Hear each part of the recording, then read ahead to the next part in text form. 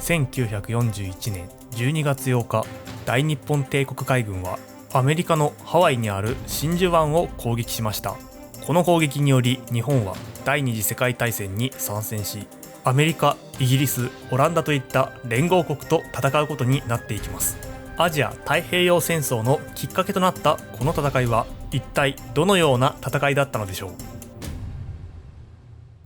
そもそも日本がなぜ戦争に向かったのかというと、一つ目の原因が石油でした。日本国内では石油が取れないため、アメリカから石油を輸入していたのです。ところが日本が南方に勢力を拡大すると、それを止めようとしたアメリカは、もう日本には石油を売らないと決めて日本に圧力をかけるようになっていきます。こうなると日本は大変です。石油がなくなると戦争ができない。石油があるうちに油田を手に入れよう。そのように考えたのです。こうして日本が狙ったのが南方にある油田でした。しかし当時の南方はイギリス、アメリカ、オランダの植民地だったため、当然それらの国は日本の南下に抵抗します。こうして日本は石油を手に入れるために戦争へと向かっていったのでした。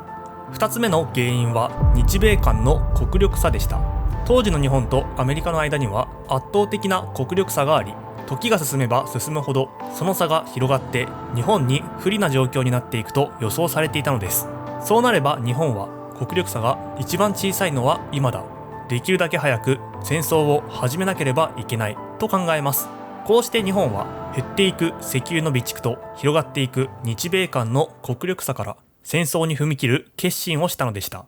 そんな日本が開戦前に考えていた大まかなシナリオはこうです。アメリカとの戦争は時間との戦いになるため、先制奇襲によって速やかに南方にあるアメリカ、イギリス、オランダの根拠地を攻撃する。そうすれば南方の油田を確保でき、石油の問題を解決できる。一方、国力差の問題を解決することは不可能なため、アメリカを直接屈服させることはできない。なので手に入れた石油で長期戦に耐えている間に、ドイツとソ連の間を取り持って両国を仲直りさせる。そうすればドイツはイギリスとの戦いに専念できるようになるから、ドイツにイギリスを倒してもらう。そうすればアメリカは孤立するため、さすがに戦意を喪失し降伏するだろう。そのように考えていました。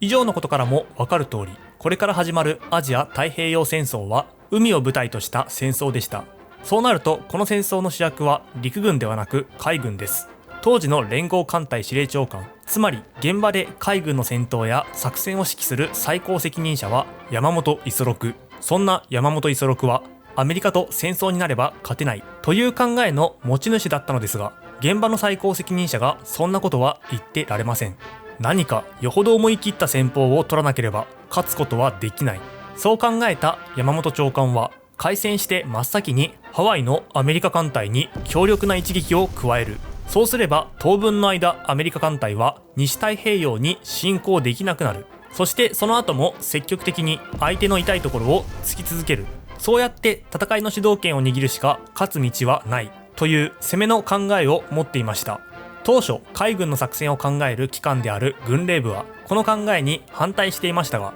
山本五十六はこの考えを採用できないなら私は連合艦隊司令長官の職を辞退するとまで言ったため、軍令部が妥協して承認。こうして海軍はどうすればハワイのアメリカ艦隊に強力な一撃を加えることができるのかを研究していきました。さて、そんなハワイの地形を見てみると、陸地に海が入り込むような形をしており、アメリカの艦隊が集まっているのはここ真珠湾でした。日本はここにある軍艦を戦争が始まってすぐに攻撃しようとしたのです。ではどうやって攻撃するのかという話になりますが、飛行機が使われることになりました。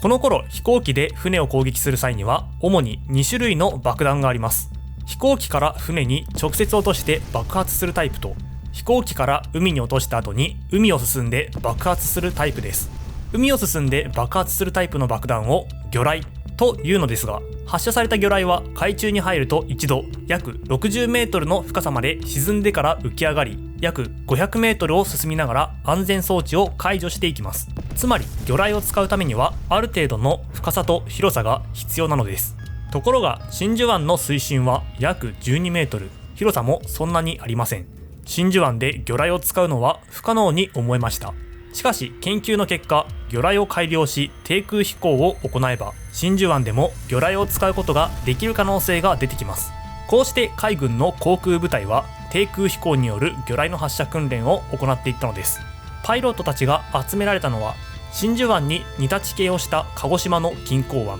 ここを真珠湾と想定して訓練が開始されました。その後訓練を終えたパイロットたちは飛行機の滑走路を備えた軍艦である空母に乗り込んで択捉島のヒトカップ湾に移動していきます。まっすぐ太平洋を東に進めば見つかってしまうため、船がほとんど通らない荒波の北太平洋を東に進むことにしたのです。ヒトカップ湾に到着した乗組員たちはここでやっと上官からお前たちがやっていた訓練は真珠湾攻撃の訓練であると知らされ、真珠湾に向けて出港します。山本五十六連合艦隊司令長官は機動部隊に新高山のれ一蓋丸八という日米開戦日を知らせる暗号を送信。これは実行の日は12月8日であるというメッセージでした。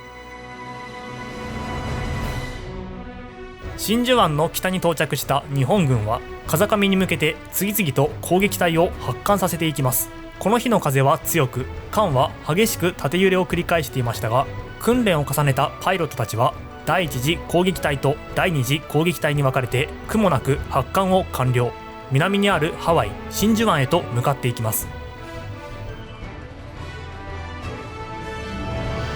真珠湾に到達した第一次攻撃隊はアメリカ太平洋艦隊の無防備な様子を確認すると、奇襲に成功したことを伝えるための暗号を打電。飛行場への攻撃を開始して反撃手段を奪いました。続いて真珠湾に停泊している戦艦に向けて爆弾や魚雷を発射すると、爆撃を受けた戦艦は火の海となり煙を上げて沈んでいきます。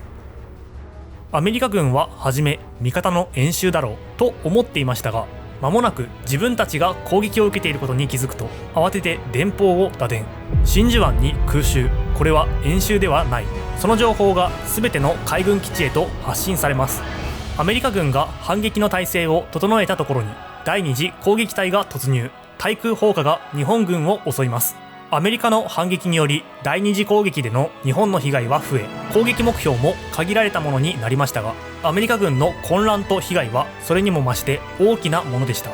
この頃日本で真珠湾攻撃の第一報を待っていた山本五十六のもとには戦果報告が続々と入ってきているところでした。真珠湾攻撃の大成功を知り、胸をなで下ろしていたのです。